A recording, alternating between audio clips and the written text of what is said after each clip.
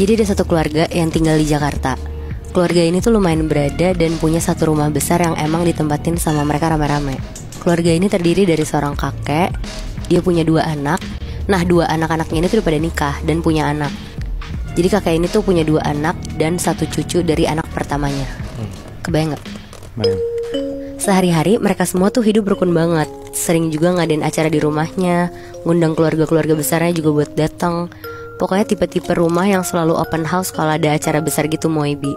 Berarti ini satu rumah keluarganya ada banyak dong? Iya bener, Moe. Si kakek kita panggil kakek aja ya. Anak-anaknya namanya Bagus sama Bima. Cucunya itu tuh anaknya Bagus namanya Lita. Kakek tuh tipe kakek yang adil sama anak-anaknya dan sayang banget sama cucu satu-satunya. Apalagi Lita itu masih SD umur 7 tahun, jadi masih kecil dan sedekat itu sama kakek. Sampai akhirnya di umur 80 tahun kakek meninggal karena sakit. Bagus, Bima sama istri-istrinya termasuk Lita tuh sedih banget. Mereka terpukul karena kehilangan kakek. Di hari kakek meninggal, Bagus dan Bima tuh sibuk ngurusin pemakaman kakek. Sedangkan istri-istri mereka tuh sibuk ngurusin rumah kakek, karena jenazah kakek kan akan ada di rumah dulu sampai zuhur baru dimakamin. Lita cuma bisa nangis-nangis di samping jenazah kakek. Keluarga sama rekan-rekan terdekat kakek juga udah mulai pada datang nih ke rumah kakek buat ngelayat. Akhirnya sekitar jam 12, jenazah kakek dibawa pakai ambulans menuju pemakaman. Hari itu tuh lagi terik banget, semua keluarga juga datang ke pemakaman kakek. Dan ketika prosesi pemakaman selesai, Bagus, Bima, istri-istrinya dan Lita balik ke rumah. Mereka ngejamu tamu yang makin ramai datang sambil nyiapin untuk pengajian malam nanti. Sekitar jam 7 malam, pengajian mulai, semua berdoa buat kakek. Setelah pengajiannya selesai, ada satu teman Bagus nyamperin Bagus, namanya Rina. Dia ngobrol sama Bagus, ngomongin kakek, sampai-sampai Rina itu tuh nawarin Bagus untuk ngejual rumah kakek dan hasilnya bisa dibagi sama Bima. Jadi emang Rina ini tuh emang agent properti, dan dia tuh nawarin Bagus untuk ngejual rumah kakek karena rumahnya kakek tuh lokasinya strategis, gede, dan kebetulan harga properti pada saat itu juga lagi naik dan bagus. Anjing, agak kurang ajar ya. Di hari H pemakaman baru meninggal langsung ditawarin gitu anjing. Iya bener, Bi. Jadi kayak nyari kerja ya. Terus jadi Rina tuh nawarin biar Bagus dan Bima gak kehilangan kesempatan ini. Ditambah ternyata Rina udah punya klien yang lagi nyari rumah di daerah rumah kakek dengan luas tanah yang hampir mirip sama rumah kakek juga. Ngedenger itu Bagus yang lagi berduka cuma iya-iya aja. Tapi 2 minggu berlalu, Bagus tuh kepikiran sama omongan Rina tentang rumah kakek. Dia mikir lagi pula rumah ini juga terlalu gede buat mereka semua. Dan kalau dijual juga lumayan bagus.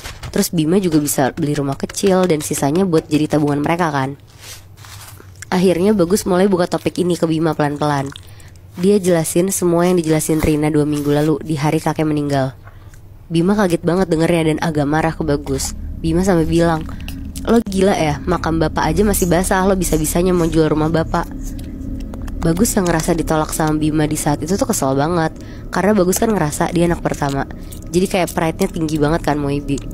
Terus ngerasa adiknya gak ada hormat-hormatnya sama dia.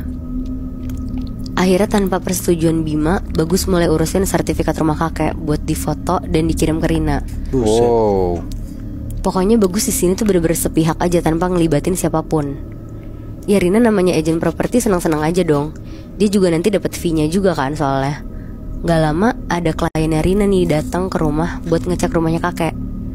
Terus pas banget si kliennya datang, Bima tuh lagi di rumah. Ngelihat itu Bima langsung ngusir Rina sama klien ini di depan Bagus. Bagus yang gak terima kesel banget sama Bima. Akhirnya Moebi, Bagus pakai cara yang gak diduga-duga. Dia pakai orang pinter buat guna-guna Bima biar Bima tuh nurut-nurut aja sama Bagus. Buset, sampai begitu ya? Wow. Setelah bolak-balik orang pinter, akhirnya mulai kelihatan nih hasilnya Moebi. Pas kliennya itu balik lagi, Bima udah diem aja, udah gak peduli sama mereka semua. Bagus ngerasa ini tuh berhasil banget kan. Dia pelan-pelan ngejalanin semuanya. Dan pas banget di malam pengajian 40 hari kakek, setelah selesai pengajian, Bagus tuh bilang lagi ke Bima untuk mau ngejual rumah kakek. Dan sesuai dugaan, Bima ngeiyain itu semua. Udah nih, terus pas malam-malam mau tidur sekitar jam 9 malam, Bagus istrinya sama Lita kan tidur sekamar. Lita nih emang sebenarnya tipe anak yang suka tidur jalan gitu Moebi, kayak ngigo gitu. Sampai sleepwalking tapi. Bener. Oke. Jadi kalau ngelihat Lita tiba-tiba jalan keluar kamar, Bagus pasti udah tahu kalau anaknya ini lagi ngigo. Biasanya dikejar sama dia biar dibalikin ke kamar lagi. Nah pas banget di malam itu, Lita nih jalan tiba-tiba keluar. Tapi anehnya Lita tuh lari. Dikejar dong sama Bagus cepet-cepet. Lita lari ngarah ke kamar kakek. Terus Bagus tetap ngikutin di belakang. Nah pas Lita mau buka gagang pintu kamar kakek, Bagus langsung stopin dan megang bahu Lita buat ngajak ke kamar lagi. Tapi pas Bagus pegang bahunya terus ngebalikin badannya Lita, tiba-tiba mukanya Lita tuh berubah jadi muka kakek. Terus bilang, Bagus, Bagus, kok gitu? Wah Bagus langsung pucet. Tapi karena itu badan Lita, Bagus gak ninggalin Lita. Dia teriak nama Bima kenceng banget, sampai semua orang yang di rumah itu tuh keluar dari kamar. Dan Lita juga ternyata keluar dari kamar mereka. Wah anjing. Nah pas Bagus balik badan lihat lagi ke arah kamar kakek, muka kakek yang dia lihat di badan Lita tadi tuh udah gak ada. Semua orang yang diceritain sama Bagus tuh gak percaya, karena nganggep Bagus itu tuh halu kan. Akhirnya semuanya nyuruh Bagus istirahat. Nah abis itu Bagus berusaha lah buat tidur. Dan pas Bagus ketiduran, Bagus tuh mimpi Moebi. Ada kakek ngeliatin dia, tapi mukanya kakek tuh marah banget di situ. Langsung kebangun kan dia. Itu tuh sekitar jam 3 pagi. Dia langsung keluar ambil minum.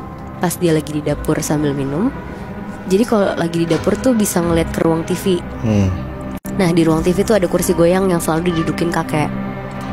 Bagus tuh ngeliat di situ jelas banget ada kakek lagi duduk di kursi sambil goyang-goyangin kursinya. Ngeliat itu Bagus tuh makin lemes kan. Tadi di mimpi ada kakek, sekarang di dunia nyata ada lagi. Akhirnya Bagus baca-baca doa, terus teriak-teriak, jangan ganggu, bapak udah gak ada di alam ini. Dia teriak-teriak gitu sambil jalan cepat ke kamarnya. Pas dia ngeliat ke arah kursi goyang lagi, kakek tuh udah gak ada. Buru-buru lah akhirnya Bagus lari ke kamarnya. Tapi pas dia mau masuk kamarnya, tiba-tiba Bagus tuh ditepok dari belakang kenceng banget. Bagus! Kaget dong Bagus. Akhirnya Bagus kayak berlutut gitu, terus ngomong, maaf pak, maaf, Bagus gak jadi jual rumah ini.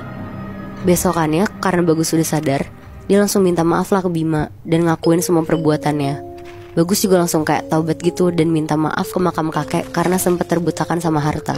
Abis kayak belum 40 hari yang dia pikirin udah ngejual harta bapaknya sendiri gitu kan Nat ya? Iya bener Boy. Makanya digentayangin lah sama si kakek ini kan. Terus berarti akhirnya si rumah itu gak jadi dijual kan? Gak jadi jual Bi akhirnya.